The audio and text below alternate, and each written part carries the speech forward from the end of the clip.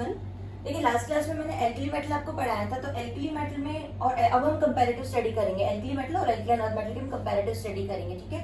तो last class में मैंने एल्कली मेटल की डेंसिटी आपको पढ़ा दी थी, तो अब मैं एक बार आपको क्लियर कर देती हूँ एल्कलाइन अर्थ मेटल की डेंसिटी, ठीक है। देखिए जनरल ट्रेंड हमने क्या देखा था कि डाउन द ग्रुप हम जा रहे थे तो डेंसिटी इंक्रीज हो रही थी, ठीक है। लेकिन एक्सेप्शन कहा था कि सोडियम से जब पोटेशियम पे जा रहे हैं तो डेंसिटी डिक्रीज हो रही है, ठीक है। डिक्रीज क्यों हो रही थी? क्योंकि एकदम से इसका साइज बढ़ गया था, ठीक है, इस वजह से इसकी डेंसिटी कम हो गई थी, वॉल्यूम एकदम से बढ़ गया तो डेंसिटी कम हो गई, ठीक है। तो एक बार हम डेंसिटी इसकी वापस देख लेते हैं। देखिए जनरल ट्रेंड दोनों में सेम है, वहां पर भी डाउन द ग्रुप जा रहे हैं तो डेंसिटी इंक्रीज हो रही है, यहाँ भी डाउन द ग्रुप जा रहे हैं तो डेंसिटी इंक्रीज हो रही है, ठीक है।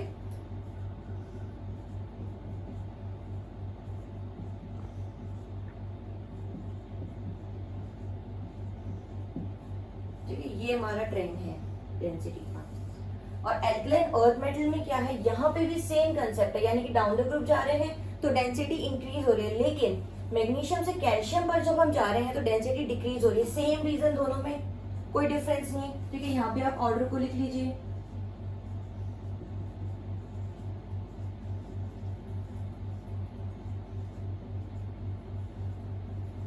ठीक है,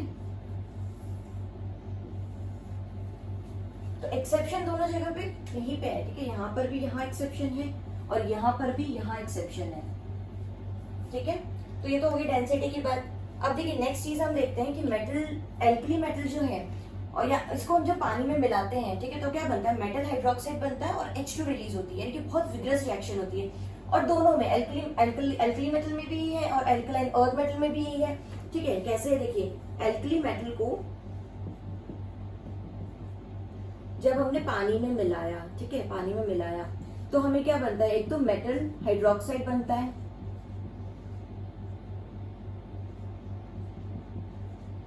प्लस H2 रिलीज होती है, ठीक है। तो H2 रिलीज होने की वजह से क्या होती है, बहुत ही विग्रस रिएक्शन होती है, ठीक है। और एल्कलाइन अर्थ मेटल में भी सेम चीज होती है। इसमें जब हमने पानी को मिलाया, ठीक है, पानी में जब हमने इसको डाला तो क्या होगा, यहाँ पर भी मेटल हाइड्रोक्साइड बना प्लस H2 रिलीज हुई, ठीक है। तो यानी ये दोनों ही रिएक्शन क्या होती है, बहुत विग्रस होती है, कि मैं इसको एक एग्जांपल से बता देती हूँ आपको। चलो यहाँ पे मैं सपोज Na से रिएक्शन करती हूँ वाटर की, Na से रिएक्शन करी वाटर की, तो क्या बना हमारे पास, NaOH प्लस H2, ठीक है। बैलेंस हम करेंगे, ठीक है। ये रिएक्शन हुई और यहाँ पे H2 रिलीज हुई, तो क्या होता है, जो हमारा कंपाउंड बन रहा है आगे वो हाइड्रोक्साइड है, ठीक है, यानी कि कोई बेस बन रहा है, और बेस बनने की वजह एल्कलाइन जो है जो हमारा पूरा मीडियम है वो एल्कलाइन हो जाता है, इस वजह से ये क्या कहते हैं, एल्कली मेटल, ठीक है। और एल्कलाइन अर्थ मेटल में क्या है, जैसे मैं आपको कोई रिएक्शन करके बताती हूँ।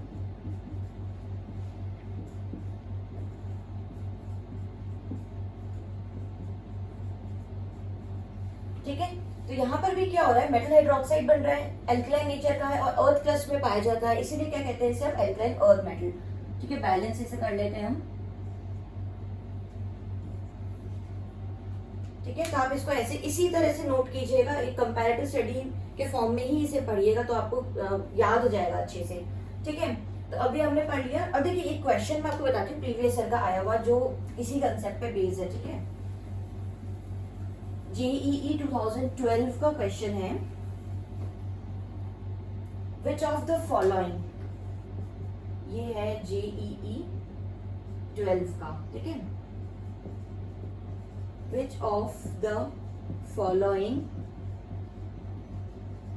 reacts most vigorously with H2O, ठीक है। H2O के साथ सबसे ज्यादा विगरस रिएक्शन इनमें से कौन सा शो करेगा? देखिए ऑप्शंस क्या क्या थे, lithium, sodium, potassium and rubidium. देखिए इसका आंसर क्या होगा, जब हम डाउन द ग्रुप जाते हैं तो रिएक्टिविटी बहुत बढ़ जाती है। रिएक्टिविटी क्यों बढ़ रही है? क्योंकि डाउन द ग्रुप जा रहे हैं, साइज बढ़ रहा है, साइज बढ़ने की वजह से आयनाइजेशन एनर्जी कम हो रही है और इलेक्ट्रॉन इजीली रिलीज हो सकता है, ठीक है। तो डाउन द ग्रुप हम जाते हैं तो रिएक्टिविटी हमेशा इंक्रीज होती है, तो इस वजह से रुबीडियम जो है ठीक है, रुबीडियम जो है ये सबसे ज्यादा रिएक्टिव होगा टुवर्ड्स वाटर, यानी सबसे ज्यादा विगरस रिएक्शन ये शो करेगा। और लीस्ट विगरस कौन सा होता है? लिथियम। ठीक है, लिथियम जो होता है वो लीस्ट विगरस होता है विद वाटर। ठीक है, ये तो ये प्रीवियस ईयर क्वेश्चन है, ये आया हुआ क्वेश्चन है। इसके बाद में मैं आपको नेक्स्ट टॉपिक स्टार्ट करती हूँ। नेक्स्ट टॉपिक हम पढ़ेंगे रिड्यूसिंग एजेंट। देखिए हमें पता है कि जो एस ब्लॉक एलिमेंट्स है ये बहुत अच्छे रिड्यूसिंग एजेंट्स होते हैं। ठीक है, तो अच्छे रिड्यूसिंग एजेंट होने का रीजन क्या है इनका? कि डाउन द ग्रुप जैसे जैसे हम जा रहे हैं इनकी आयनाइजेशन एनर्जी कम होती जाती है। देखिए एक बार हेडिंग डाल लीजिए आप, रिड्यूसिंग एजेंट। ठीक है, तो ये बहुत अच्छे रिड्यूसिंग एजेंट होते हैं। अब देखिए सबसे पहले साइज की हम बात करते हैं। ठीक है, डाउन द ग्रुप हम जा रहे हैं तो इनका साइज जो है वो बढ़ता जा रहा है। ठीक है, डाउन द ग्रुप जा रहे हैं तो साइज बढ़ता जा रहा है। अब साइज बढ़ने से क्या होगा कि जो इसका इफेक्टिव न्यूक्लियर चार्ज है वो तो बहुत ज्यादा नहीं बढ़ा और साइज बढ़ता जा रहा है, यानी कि जो इलेक्ट्रॉन है इसके आउटर मोस्ट वैलेंस शेल के अंदर उससे डिस्टेंस बढ़ता जा रहा है। ठीक है, उससे जो है इसका जो सेंटर मास है इसका डिस्टेंस बढ़ता जा रहा है, जो आउटर मोस्ट शेल का जो इलेक्ट्रॉन है उससे। ठीक है, तो अगर डिस्टेंस बढ़ता जाएगा तो क्या होगा कि ये अट्रैक्टिव पावर इसकी कम होती जाएगी, लीस्ट मतलब ये बहुत ज्यादा स्ट्रांगली अट्रैक्टेड नहीं रहेगा, तो ये आगे रिलीज हो जाएगा इजीली। ठीक है, यानी डाउन द ग्रुप जा रहे हैं तो जो इलेक्ट्रॉन है वो इजीली रिलीज होता जा रहा है। ठीक है, यहाँ थोड़ा मुश्किल से रिलीज होगा। ठीक है, तो इसका मतलब क्या होता है कि आयोनाइजेशन एनर्जी जो है, आयोनाइजेशन एनर्जी होती क्या है? The energy required to release an electron from an isolated gaseous atom. ठीक है, तो आयोनाइजेशन एनर्जी जो है वो ग्रुप के अंदर डाउन द ग्रुप जब हम जा रहे हैं तो क्या होती है? डिक्रीज होती है। ठीक है, आयोनाइजेशन एनर्जी जो है वो डाउन द ग्रुप जब हम जाते हैं तो डिक्रीज होती है। ठीक है, और डिक्रीज होने का रीजन हमने देख ही लिया कि जैसे जैसे साइज बढ़ता जा रहा है जो आउटर मोस्ट शेल का जो इलेक्ट्रॉन है वो इजीली रिलीज हो जाएगा। ठीक है, इस वजह से ये डाउन द ग्रुप जाते हैं तो इनकी रिड्यूसिंग पावर जो है वो भी इंक्रीज होती जाती है। ठीक है, अब reducing power, reducing agent, reduce करने का मतलब क्या है? देखिए रिड्यूस करने का मतलब है कि सामने वाले को इलेक्ट्रॉन दे देना। ठीक है, अब इसमें दो टर्म होती है, एक टर्म है हमारे पास में रिड्यूसिंग पावर और एक टर्म है हमारे पास में रिडक्शन पोटेंशियल। ठीक है, तो दो टर्म हो गई, एक टर्म है रिड्यूसिंग पावर और एक है रिडक्शन पोटेंशियल।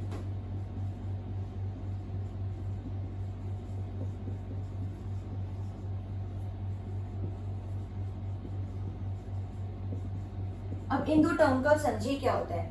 रिड्यूसिंग पावर जो होती है ये क्या होती है? It is a tendency to reduce, मतलब कि सामने जो भी स्पीशी है उसको रिड्यूस करना, टेंडेंसी टू रिड्यूस। ठीक है, तो ये तो क्या है? हमारी रिड्यूसिंग पावर। और रिडक्शन पोटेंशियल क्या होता है? टेंडेंसी टू गेट रिड्यूस, मतलब खुद को रिड्यूस करना, खुद को रिड्यूस करना होता है रिडक्शन पोटेंशियल। ठीक है, ये चीज आपको समझ आ जानी चाहिए। तो देखिए यहाँ पे क्या हो रहा है, यहाँ पे क्या हो रहा है, ये जो स्पीशी है, ठीक है, ये जो स्पीशी अपना इलेक्ट्रॉन दे रही है सामने वाले को, ठीक है, तो ये क्या शो कर रही है? ये शो कर रही है रिड्यूसिंग पावर। ठीक है, ये कर रही है रिड्यूसिंग पावर। अब देखिए सपोज इसने अपना इलेक्ट्रॉन निकाला और सामने किसी एक्स एलिमेंट को दिया। ठीक है, सामने एक्स एलिमेंट को दिया तो इस पे तो क्या आ जाएगा? पॉजिटिव चार्ज आ जाएगा और इस पे क्या आ जाएगा? नेगेटिव चार्ज आ जाएगा। ठीक है, क्योंकि इसने क्या किया? अपना इलेक्ट्रॉन रिलीज करा और सामने वाली स्पीशी ने क्या किया? इलेक्ट्रॉन एक्सेप्ट किया।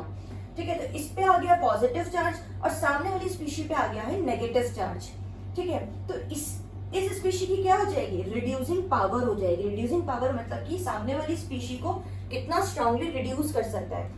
अब देखिए मैं क्या कह रही हूँ कि डाउन द ग्रुप जाते हैं तो रिड्यूसिंग पावर बढ़ती जाती है, यानी कि ज्यादा स्ट्रॉन्ग रिड्यूसिंग एजेंट होते जाते हैं। इसका रीजन क्या है कि भाई डाउन द ग्रुप जब हम जा रहे हैं तो साइज बढ़ रहा है, यानी कि जितना ज्यादा बड़ा साइज होगा उतना ही इजीली वो अपना इलेक्ट्रॉन निकाल देगा और जितना इजीली अपना इलेक्ट्रॉन निकालेगा उतना ही इजीली वो सामने वाले को रिड्यूस करेगा। सामने वाले को रिड्यूस करने का मतलब क्या है कि सामने वाले में इलेक्ट्रॉन ऐड करना। ठीक है, सामने वाले को रिड्यूस करेगा यानी सामने वाले में इलेक्ट्रॉन ऐड करा। ठीक है, और खुद क्या हो गया? ये खुद हो गया ऑक्सीडाइज। ठीक है, तो रिड्यूसिंग पावर क्या होती है कि सामने वाले को जो किया है रिड्यूस और खुद को कर दिया ऑक्सीडाइज, यानी कि अपना इलेक्ट्रॉन निकाला और सामने वाली स्पीशी को दे दिया। तो जिसे दिया वो तो हो गया रिड्यूस और खुद क्या हो गया? खुद हो गया ऑक्सीडाइज। डाउन द ग्रुप, ये तो जनरल ट्रेंड मैंने बता दिया, डाउन द ग्रुप जाते हैं तो रिड्यूसिंग पावर बढ़ती है। यहाँ भी बढ़ती है, यहाँ भी बढ़ती है, दोनों तरफ बढ़ती है, ठीक है। ये तो जनरल। अब देखिए इसमें भी एक्सेप्शन है। एक्सेप्शन क्या है? लिथियम।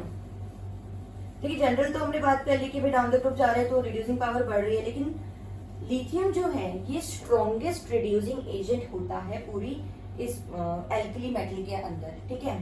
तो एक्सपेक्टेड जो था, मतलब कि रिड्यूसिंग एजेंट का या रिड्यूसिंग पावर का जो एक्सपेक्टेड ऑर्डर था वो क्या था?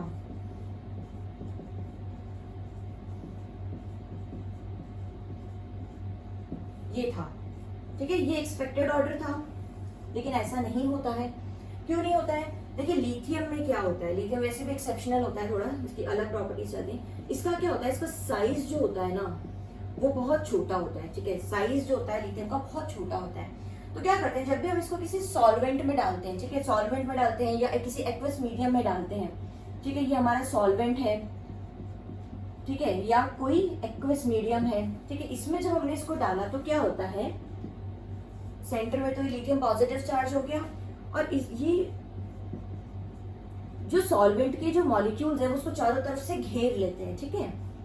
अगर हमने एक्वस मीडियम में डाला है तो क्या होगा, वाटर के मॉलिक्यूल इसको घेर लेंगे चारों तरफ से।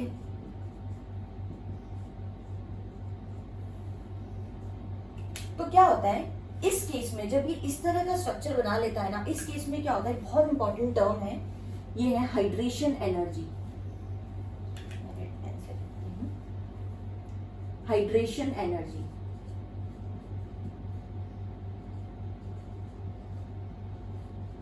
तो ये हाइड्रेशन एनर्जी क्या है, ये रिलीज होती है, ठीक है। तो जब भी इसको सॉल्वेंट में डाला हमने, बहुत ज्यादा हाइड्रेशन एनर्जी रिलीज हुई।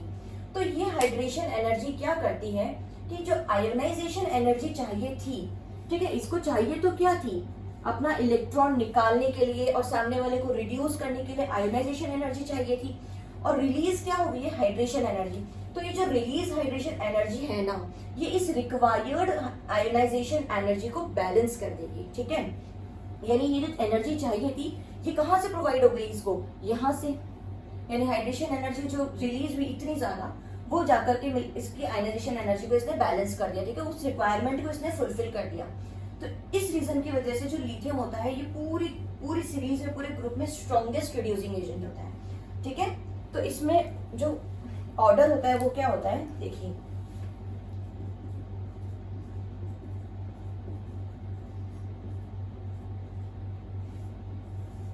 ये तो है ही, लेकिन इन सबसे ज्यादा होता है लिथियम का, ठीक है।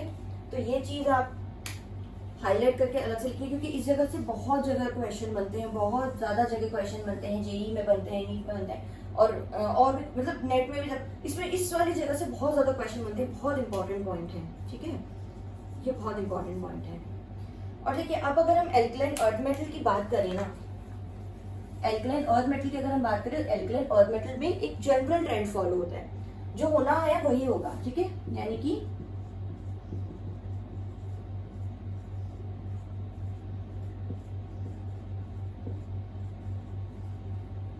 यही ट्रेंड फॉलो होगा यहाँ पे, ठीक है, ये यहाँ पे यही ट्रेंड फॉलो होगा, लेकिन एक्सेप्शन कहाँ है, यहाँ पे।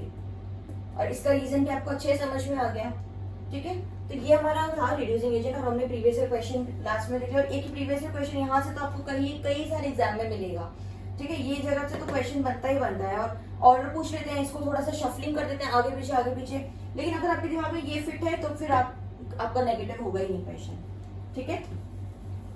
एक प्रॉपर्टी